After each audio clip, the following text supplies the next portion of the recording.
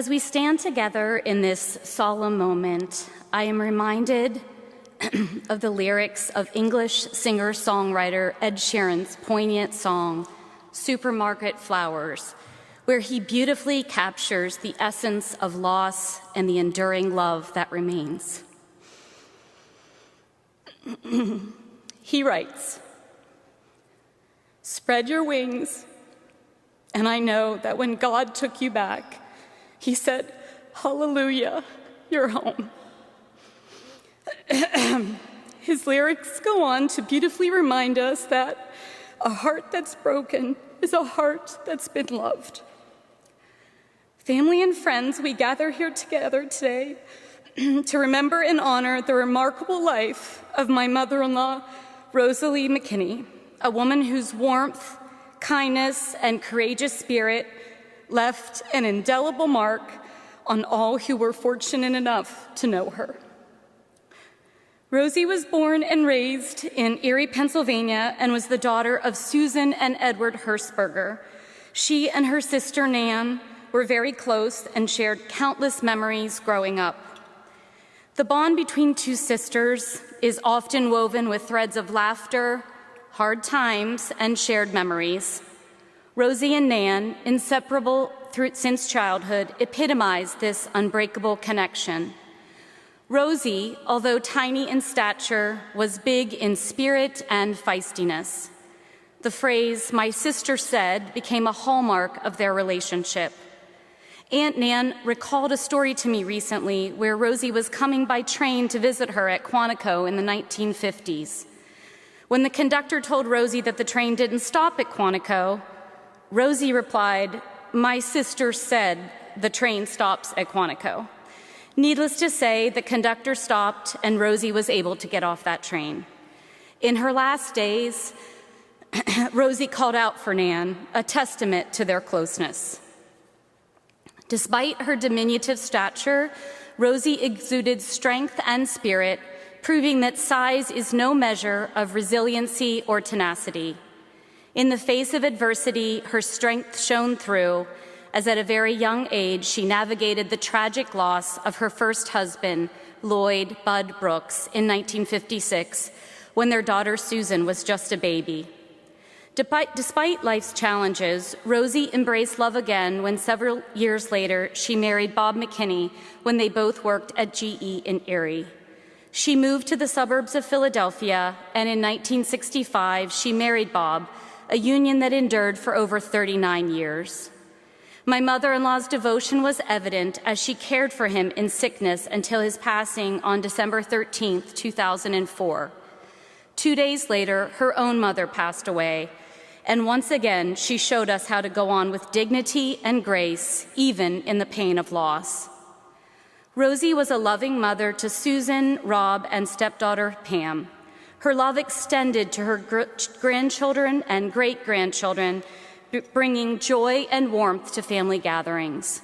In her home, one could never visit without being greeted with a plate of cheese and crackers and a beverage, a testament to her generous and welcoming spirit.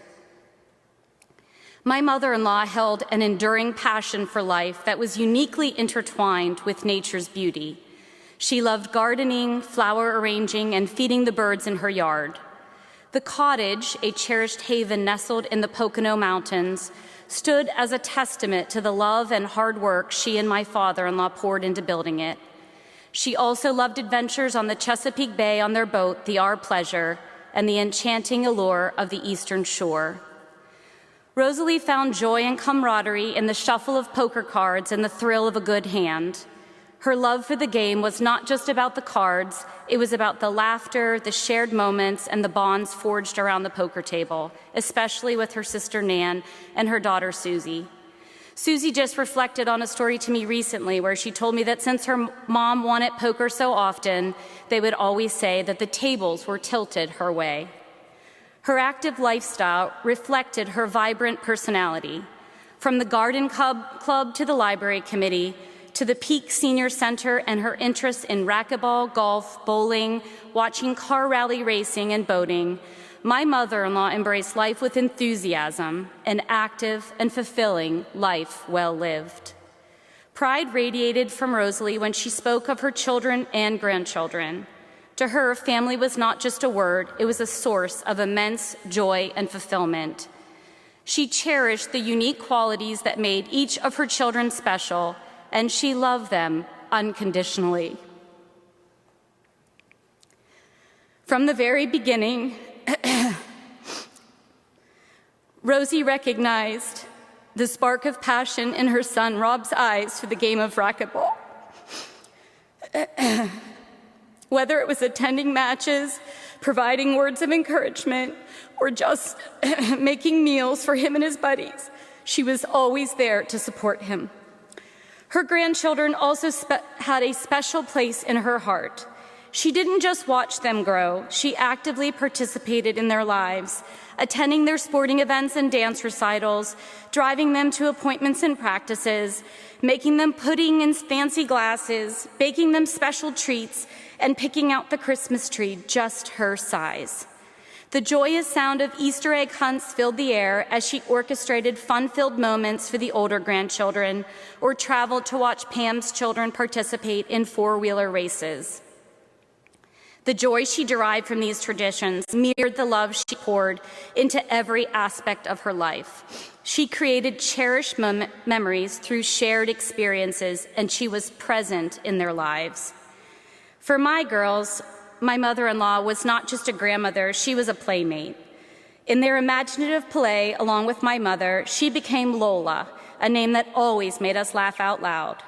Playing school and veterinarian together, she embraced the role with a grace that made every moment a lesson in love and kindness.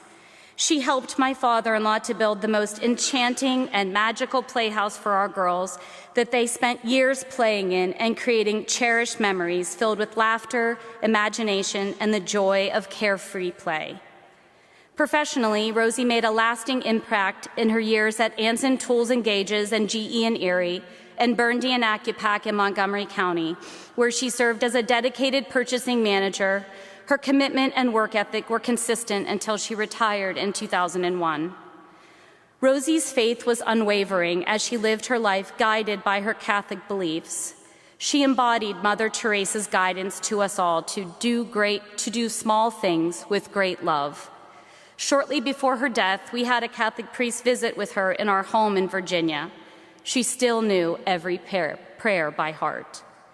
As we remember my mother-in-law's life, we cannot overlook her profound love and connection with her four-legged friends, especially her cherished Labradors.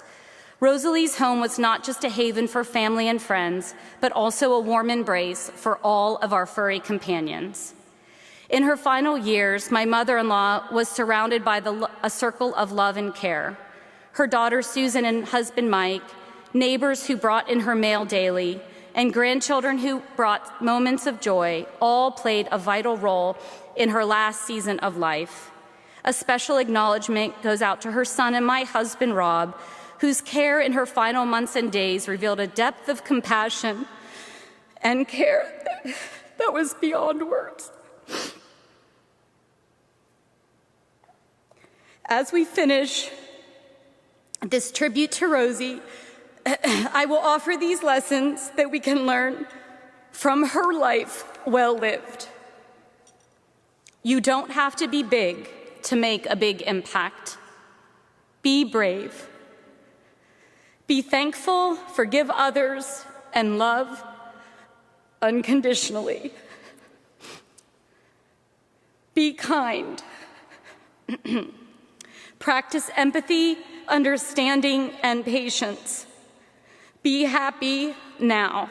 And lastly, show up and finish well. And now, as we bid farewell to Rosalie, may her legacy live on in the stories we share, the laughter we remember, and the love connecting us all. In her memory, let us strive to embrace life with the same enthusiasm, resilience, grace, kindness, and love that defined my mother-in-law's remarkable journey. I will leave you with the timeless words of A.A. Milne and his character Winnie the Pooh. How lucky I am to have something that makes saying goodbye so hard.